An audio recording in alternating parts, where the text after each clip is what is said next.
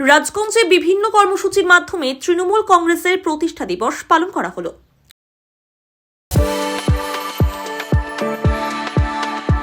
We are the dreamers, the achievers, and the leaders. Come, join us today. গোটা রাজ্যের পাশাপাশি রাজগঞ্জেও তৃণমূল কংগ্রেসের প্রতিষ্ঠা দিবস পালন করা হয়। এদিন রাজগঞ্জ ব্লক তৃণমূল কংগ্রেসের পক্ষ থেকে রাজগঞ্জ গ্রামীণ হাসপাতালে 40 জন রোগীকে ফল বিতরণ করা হয়।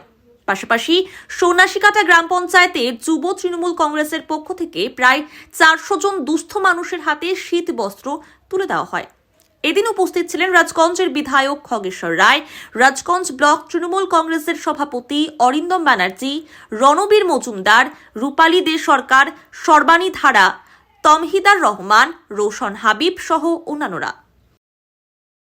নিশ্চয়ই আপনারা জানেন যে আমাদের সর্বভারতীয় তৃণমূল কংগ্রেস নেত্রী তথা আমাদের মহামাটি মানুষ সরকারের মুখ্যমন্ত্রী মাননীয় মমতা ব্যানার্জি এবং সর্বভারতীয় তৃণমূল কংগ্রেস দলের সাধারণ সম্পাদক এবং সাংসদ অভিষেক ব্যানার্জি এবং আমাদের রাজ্য তৃণমূল কংগ্রেস সভাপতি এবং সাংসদ আমাদের সুব্রত বক্সির নির্দেশে সারা রাজ্য জুড়ে প্রত্যেকটি জেলায় জেলায় প্রত্যেকটি বুথে বুথে এবং প্রত্যেকটি অঞ্চলে অঞ্চলে আজকে যেমন প্রতিষ্ঠা দিবস এবং আজকে ইংরাজি শুভ নববর্ষ 1 জানুয়ারি, সেই উপলক্ষে প্রত্যেকটা অঞ্চলে বুথে বুথে প্রোগ্রাম শুরু হয়েছে। তেমনি আমাদের যেমন প্রথমে শুরু আমার নিজের বুথে ঠিক সকাল 9টায় প্রায় 150 জন সেখানে বস্ত্রদান এবং প্রতিষ্ঠা দিবস পালন হয়েছে।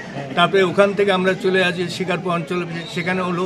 তারপরে চলে আসলাম একটা নতুন পার্টি অফিস কুকুরজানা অঞ্চল তৃণমূল কংগ্রেসকে তোমার সারিয়ামে নতুন একটা সুন্দর পার্টি অফিস উদ্বোধন হলো। সেখানে আমরা ব্লক নেতৃত্ব আমরা ছিলাম।